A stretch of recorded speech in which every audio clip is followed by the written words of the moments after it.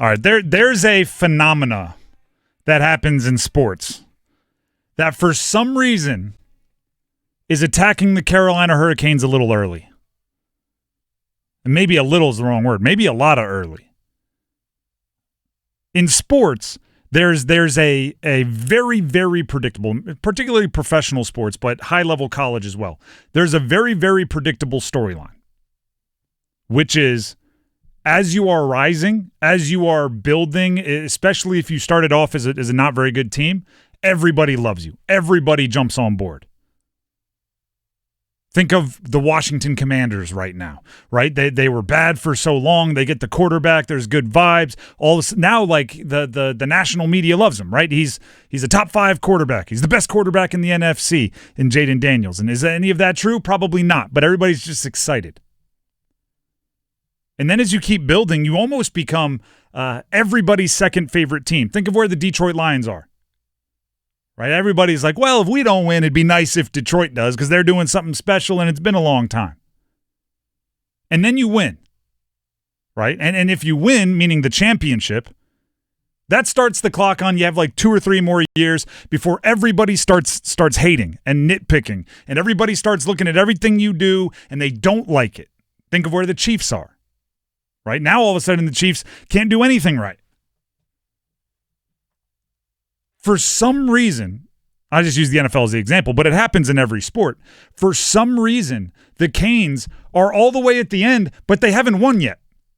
Everybody, they don't have the championship. This core doesn't have the cup. They don't have the hardware, yet they're so nitpicked by the national media. Everybody wants to jump on them the same way everybody wants to say the Chiefs and Kelsey's too old and they're overpaying this guy and it's not going to work and it's not going to work and how bad was it in the Super Bowl? And it's going like, okay, like I get it, but if you have the rings, if you have the championships, you can eat all the negativity because you got the ultimate mic drop.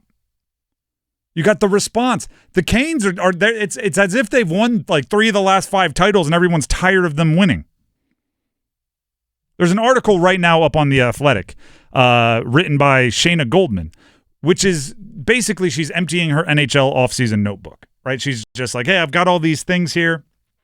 I'm going to dump them about every team.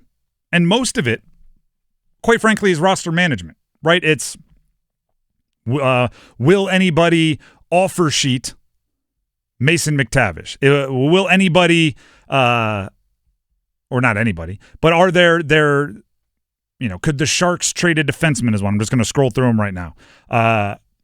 Goalies, right? The what are we talking about here? Scrolling too fast. Got to go back up. Bowen Byram extends in Buffalo, right? There's Luke Hughes. What does his next contract look like? They're all basically contract items. And then the last part, the Penguins have 3 goalies. Do they decide to move one? Then the last one randomly, right? Has nothing to do with contracts, nothing to do with potential moves, nothing to do with offer sheets. It's just the Canes need to let Nikolaj Ehlers cook. And the description is, right? The Canes have this system that they play, right? This Rod Brind'amour system that they play. And it's great, right? And it gives you an identity, even as players turn over and there. But then here's where it turns. As much as the Canes, this is direct, I'm reading from the article. As much as the Canes have a knack for maximizing players within their system, not everyone fits perfectly. Mikko Rantanen didn't. Neither did Martin Necas.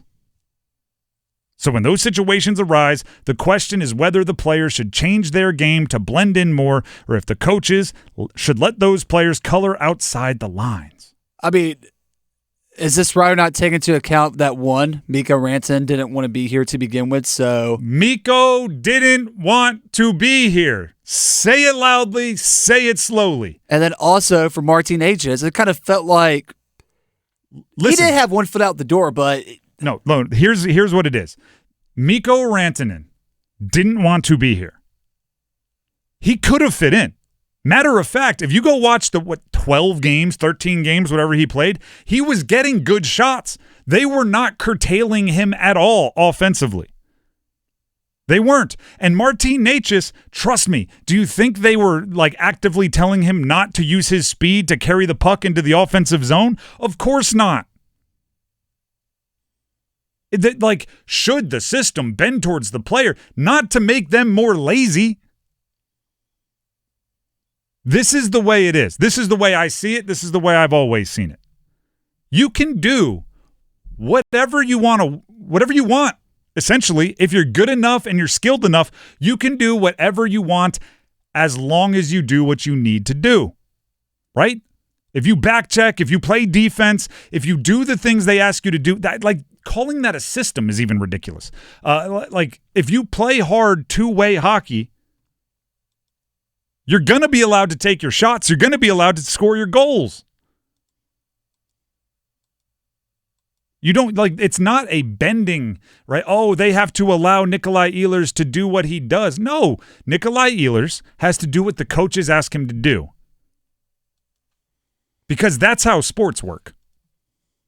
Because that's how darn near everything in life works. In any team scenario, you have your responsibilities, and if you take care of your responsibilities, that's where you can freelance if you're going to freelance.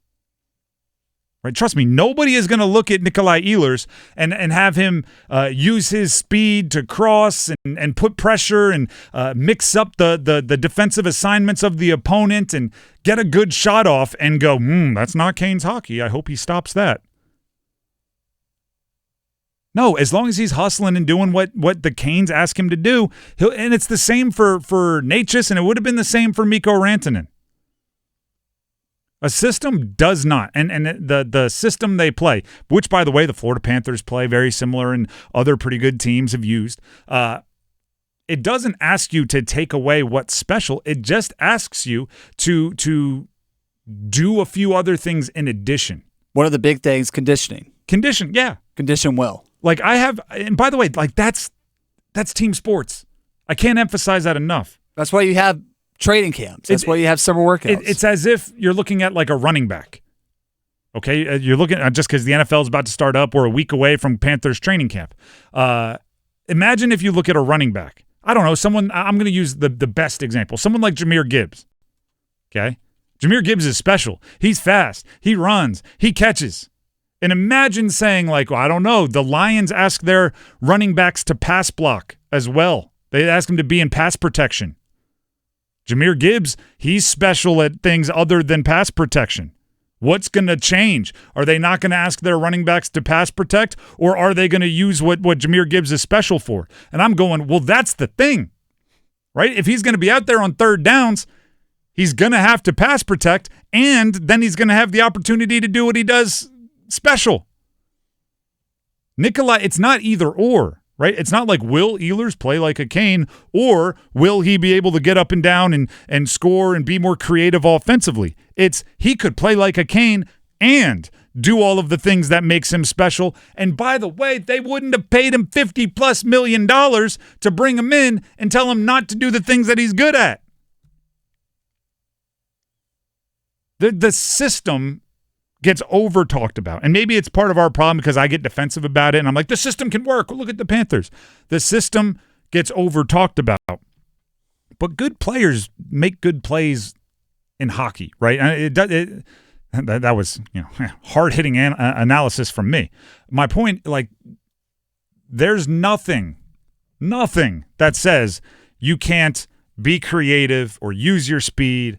Like, there's nothing that says you have to chip the puck in and then hope for a lucky bounce. They're like, no, if you can possess it and get in there, go for it. And the more you do that, the more you'll be allowed to do it. I will say this about Rod Brind'amour, and sometimes I wish it would accelerate, but people are the way they are. He is very much a I have to trust you guy, right? And once you have the trust, he's loyal to you like a best friend. But it is like, I'm going to give you a little bit more responsibility. If you make good on him giving you responsibility, he'll give you a little more. And if you make good on it, he'll give you a little more. And if you make good on it, it's not, all right, you're here, go. There is a on-ramp towards those relationships. And then once he trusts you, bada boom, bada bang, you're like in the club, right? It's like you're a made man. It's like a mob story, right? Now you're in. Now you're swearing omerta, for those of you that, there's a great book called The Five Families. It's long, but then you'll know everything about the mafia. Once you're in the family, you're in the family.